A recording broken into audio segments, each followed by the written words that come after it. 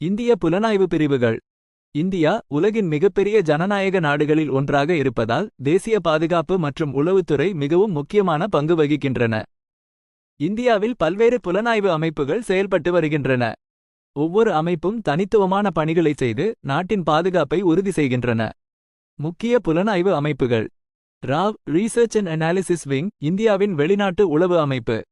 வெளிநாடுகளில் நடைபெறும் அரசியல், பொருளாதார மற்றும் இராணுவ நடவடிக்கைகளை கண்காணித்து இந்தியாவின் நலன்களை பாதுகாப்பதே இதன் முக்கிய பணி.